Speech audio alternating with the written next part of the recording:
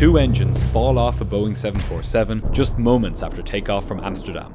The pilots fight desperately for control as their aircraft struggles to stay aloft. To make matters worse, they don't even know that their engines have literally detached from the wing. Beneath them, residents of Amsterdam watch on in horror as the stricken jumbo limps back towards the airport. Will the pilots make it, or will time run out before they can wrangle their massive jet back to the airport? This is the story of El Al Cargo Flight 1862.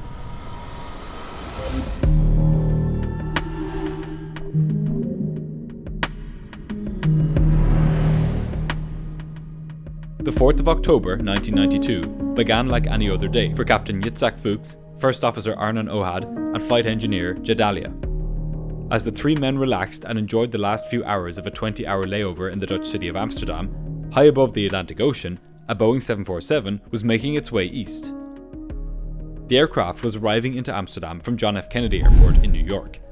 From there, it would complete the final leg of its journey to Ben Gurion International Airport in Israel.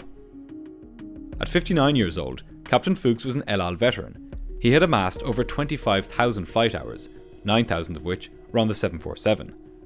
His first officer for the flight was 32-year-old Arnon Ohad. Ohad was much less familiar with the 747, with just over 600 hours on the aircraft. The third man in the cockpit on this day would be 61-year-old flight engineer Gedalia Sofer, another veteran of the skies. Shortly before 4 p.m. local time, as the crew prepared to leave the hotel, their jumbo landed safely at Schiphol. Immediately, the ground crew sprung into action, readying the 747 for its scheduled departure at 6:30 p.m. This included loading more cargo, refueling the aircraft, and awaiting the crew who would complete the final leg. But along with its cargo, the aircraft had also brought with it several defects. The inbound crew had experienced a number of issues during the flight over the Atlantic. Problems with the autopilot speed regulation, issues with the radio, and fluctuations in the voltage of the electrical generator on engine number 3 had all been noted. None of these issues were deemed serious enough to keep the aircraft in Amsterdam, however, and the ground engineers had provisionally repaired them by the time the new pilots had arrived at the aircraft. When Captain Fuchs arrived at the aircraft, he was made aware of these issues, and he was also told that he would be carrying one solitary passenger on this evening. 23-year-old Anat Solomon was an El Al employee also based in Amsterdam. Solomon was travelling to Tel Aviv to begin a new chapter in her life. There, she planned to marry a fellow El Al work colleague in Israel. Being able to hop on one of the company's flights for free was one of the perks she'd been afforded as an employee of the airline. But in a few short minutes, this apparent perk would prove to be anything but. At 5 minutes past 7 that evening, slightly behind schedule due to a slot restriction, Flight 1862 was finally ready to go. On board were more than 74,000 litres of fuel and 114 metric tons of cargo. The aircraft commenced the first few feet of its journey, courtesy of the pushback tug and team, as the pilots started the engines. Once the 4 engines were up and running, they completed the after-start checks, and 6 minutes later, the captain began taxiing the massive aircraft out to the runway. In a few short minutes, they would be lined up for departure. While we wait, I want to say a quick word about today's sponsor, Opera.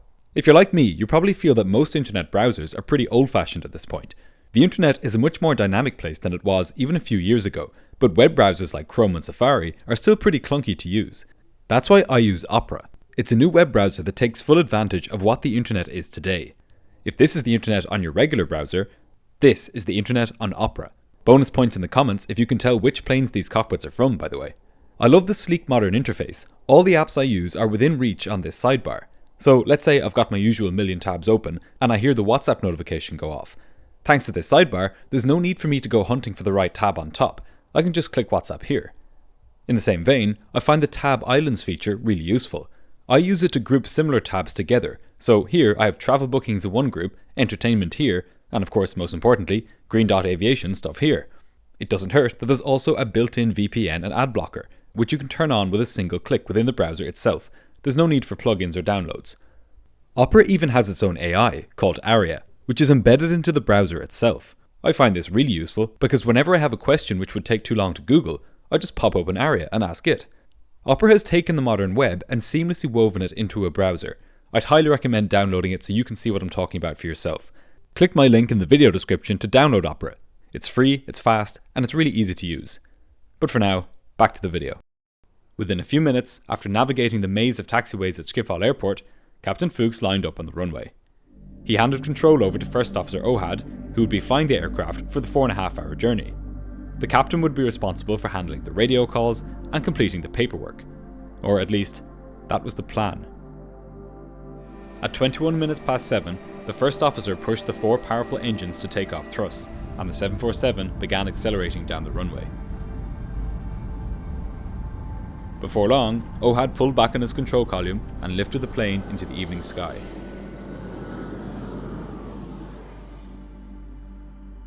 For the first few minutes, all went to plan. The powerful jumbo climbed rapidly into the sky above Amsterdam, and the pilots raised the landing gear and then raised the flaps in stages. Flight 1862 was well on its way. But just minutes after takeoff, as the plane reached 6,500 feet, this normality was shattered. Without warning, the inboard engine on the right-hand wing violently swung off. It then slammed into engine number 4, taking it with it. Flight 1862 had literally lost 2 of its engines. A calm evening had just turned into a nightmare. Immediately, warnings blared in the cockpit. The stunned pilots tried to make sense of what had just happened. They had trained for engine failures, even double engine failures. But this was nothing like any scenario they had ever trained for in the simulator. And worst of all, they didn't even know that their engines had fallen off. From the cockpit, it wasn't possible to see the engines. And there's no instrument which tells you that your engine has fallen off. The instruments naturally assume that the engines are attached. The pilots were flummoxed. Captain Fuchs took over from his colleague. He was far more experienced on the 747, and he would need to draw on every bit of his flying time to salvage this situation. As the captain tried desperately to regain control of the 747, the first officer transmitted a distress call. Hello, 1862, mayday, mayday, we have an emergency. Hello, 1862, Roger, Quake column 237, turn left heading 090. Turn left 090, turn 237. Hello, 1862, do you wish to return to Schiphol? Mayday, mayday, mayday. Turn right heading 260, field behind you to the west, distance 18 miles. Despite the noise of multiple warning bells and lights illuminating the cockpit, none of the crew were aware that the 2 engines had already separated from the aircraft. However, it was self-evident by how the aircraft was handling that they had lost all thrust from the 2 engines on the right-hand side. And, as it would turn out, the engines weren't the only things they had lost. Witnesses on the ground heard multiple banging sounds and saw objects falling from the sky. Incredibly, they knew more about what was going on than either the pilots or air traffic control. Back in the cockpit, Captain Fuchs struggled mightily with the controls. With all of the thrust now coming from the left-hand side of the plane, it was beginning to turn to the right. To prevent this and keep the plane flying level, the captain had to practically stand on the left rudder. As he wrestled with the plane, the other crew members were trying to figure out the extent of the damage. This was a confusing task.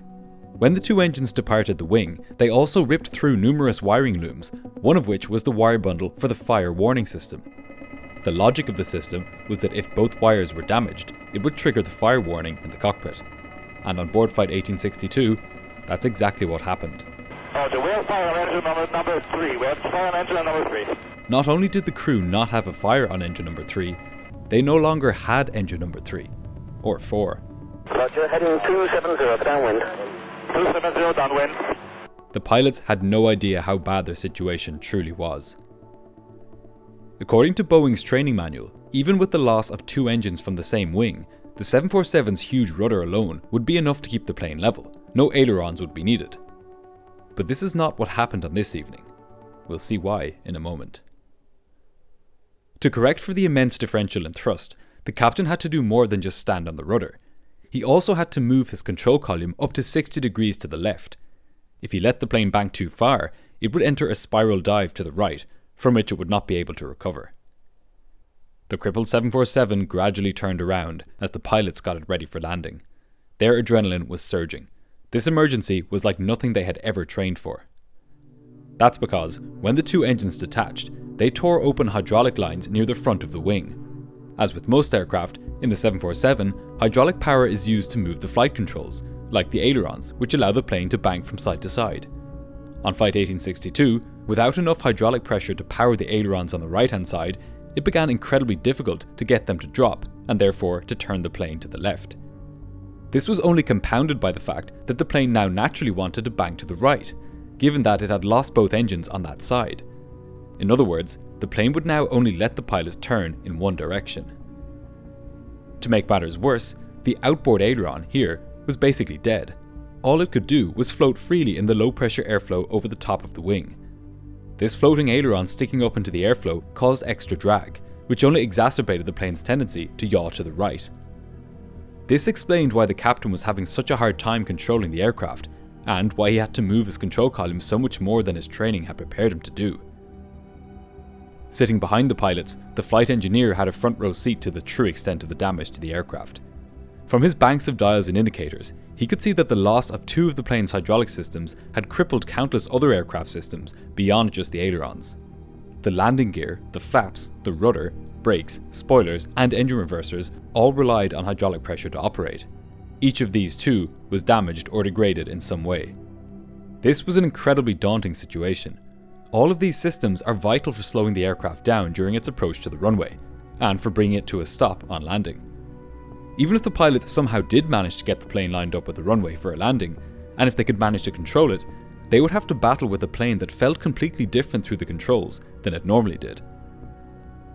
This combination of failed and severely compromised control surfaces resulted in the captain having to physically wrestle the heavy and unresponsive jumbo. Air traffic control instructed the crew to contact the approach frequency so that another controller could guide them in. The first officer went ahead and radioed the new frequency. Triple 1862, we have an emergency, number 3 and number 4 engine inoperative, request 27 for landing. Runway 27 was far from an ideal choice. It was experiencing a significant tailwind, which would greatly increase the plane's speed relative to the ground on landing, further increasing its landing distance, as well as the forces it would experience on touchdown. The controller was surprised by the crew's intention to land on the westerly runway, but given the severity of the emergency, it was not his prerogative to question their decision.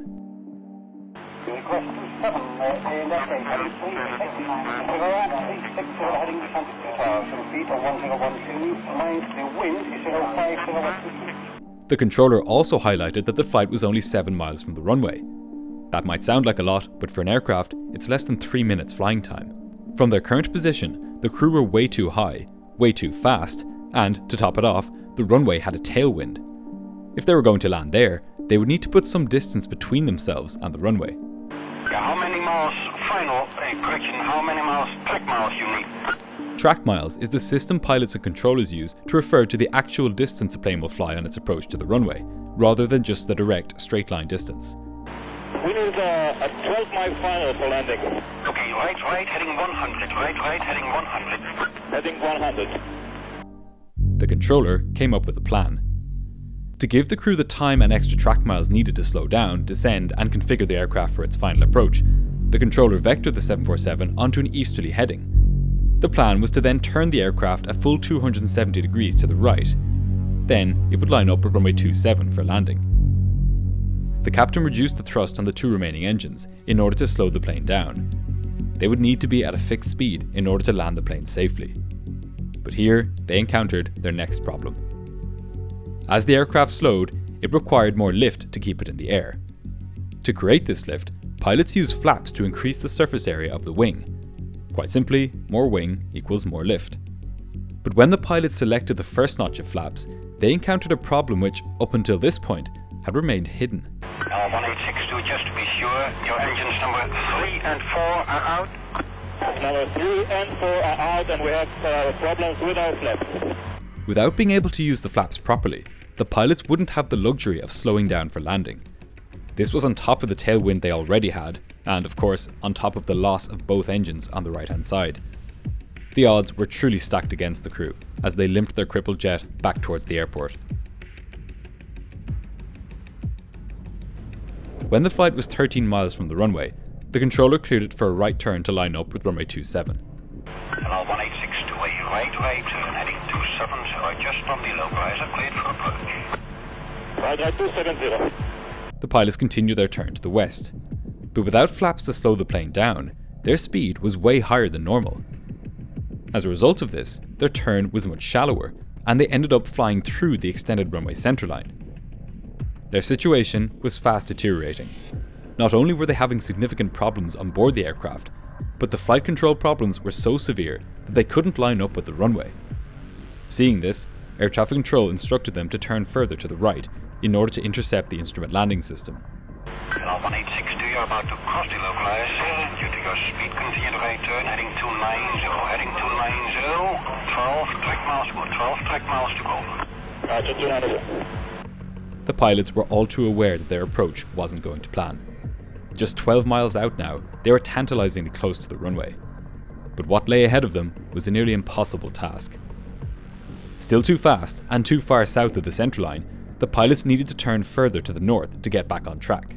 1862, further right, heading 310, heading 310. If they were going to land, they were now just minutes away. The safety of the airport was clearly in view. But to get there, the pilots would need to overcome some enormous obstacles. And these obstacles only became fully apparent once they started reducing their speed. Without flaps to provide lift at a slower speed, the pilots needed to increase their angle of attack. Angle of attack being the angle between the wing and the oncoming airflow.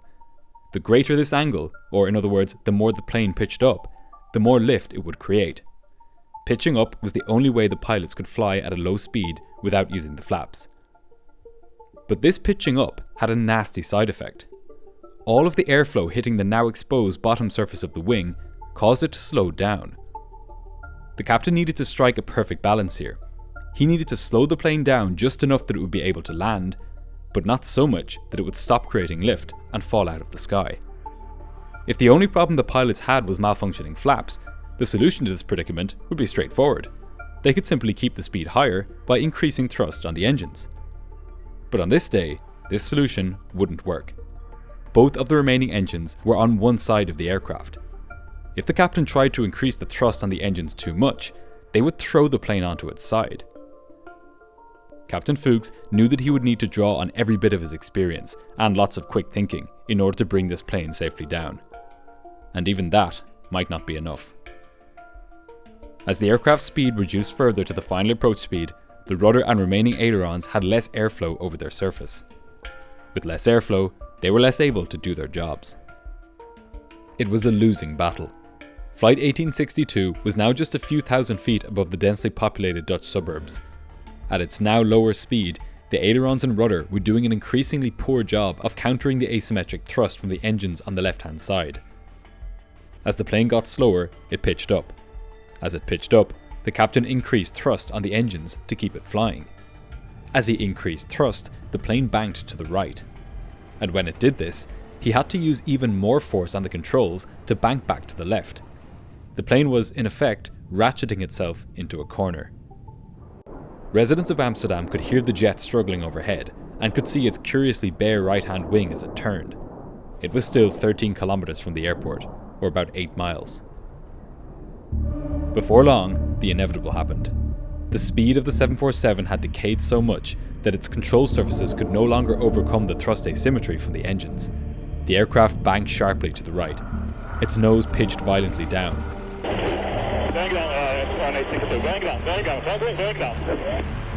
The aircraft had entered an aerodynamic stall, its wings no longer travelling fast enough to grab a hold of the air. The ground proximity warning system rang out in the cockpit, but it didn't tell the pilots anything they didn't already know. There was nothing the crew could do. At 30 minutes past 7, the massive aircraft slammed into an 11-story apartment building, 8 miles from the runway.